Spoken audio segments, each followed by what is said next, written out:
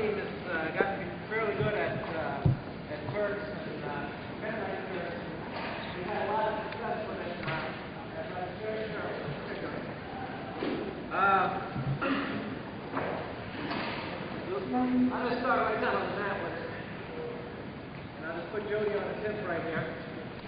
He's on his hip right here. And the one thing that we really concentrate on is keeping our hips low before we're getting into this Turk act. If you keep your hips low, it keeps the guy from getting able to crawl his knees forward. I'm in this situation. I'm not even in a very good Turk situation here. But the one thing that I want to emphasize on is keeping my hips down low. If I'm on my knees like this, he's either going to clear it this way, or he's even going to pull this knee up free right here, like that.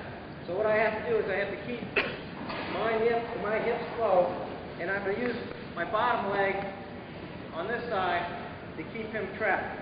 So what I'm doing as I'm elevating up is I'm putting my other leg right underneath his leg to keep it elevated up right here. That keeps this leg from sliding up forward. Now, when I first was taught to do Turks, I brought everything towards the head. I've had an opportunity to work with Giordano, and he's really helped our team out a lot with working on Turks. Instead of working towards the head, we're going to work towards the hips. And we're going to really work hard on trying to turn his hips before we even get going. I'm going to put Jody flat right here. Now as I'm elevating up, I'm getting my leg up underneath him right here. And I'm even starting to turn his hips right now. And this increases a lot of pressure. The one thing that kids will make a mistake on is they'll have their head down low and they'll lose a lot of their hip pressure. As I'm walking here, I have everything close. And I keep this leg, drive it up underneath it, keep turning his hips. I keep my chest, the sternum of my chest, and I try to put it right up on top of his shoulder right here. I don't want it over his body because it's going to be very hard for me to attack right in here. I want it right on top of his shoulder right in here as I'm turning his hips. So we have him down flat here.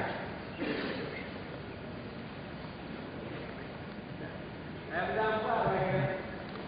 And I start to turn his hips here. And I'm walking his hips open. I'm really driving with all the weight off my toe here. And I'm turning his whole body here.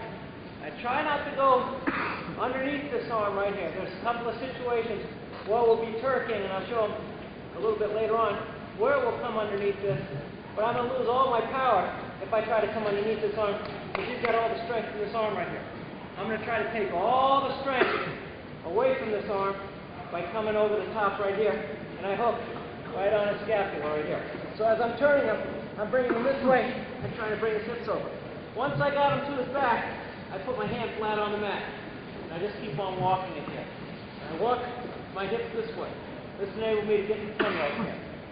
Now what I'm doing, go to your back, right there. I'm trying to put all the pressure with my chest on top of his arms, so that's going to put his back flat. As I'm doing it, I'm walking his hips this way, and I'm walking his head this way. So it puts his back flat on the mat. So we're in our Turk situation here. And I go to walk him. And I got to be patient here. Very important to keep this chest right on top of his arm. This arm's going to come underneath. Walk. And I can make adjustments to help tighten it up. Very, very tight. Very, very tight. You have a method to get that turkey to get settled down? I'll show you one easy one. Right out of the double leg. We try to push the leg as soon as possible. So I'm on a double leg in here, and I'm working on turning the corner in here.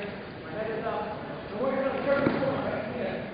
You keep a guy from walking around my waist and trying to stalemate us up. We're going to try to take a knee right off the mat. So I'm going to drive with my shoulder in, try to keep his head down. I put a lot of pressure, so I have this situation here. My hips are always square. If my hips open up like this, it's easy to grab my legs and lock to the hip bone. So I'm always going to keep my hips square. I'm really trying to put my shoulder in. I have a lot of pressure with my shoulder right into his abdomen. Now we're start walking right here. I'm going to have a lot of pressure off of this foot right here.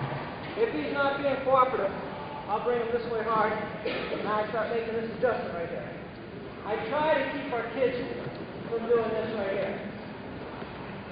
We're putting it right underneath their body. Because that's when the referee starts to get a little bit nervous.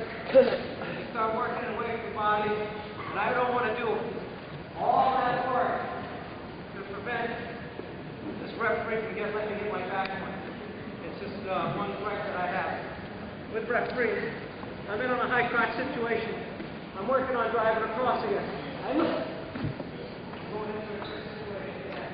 I'm above the knee.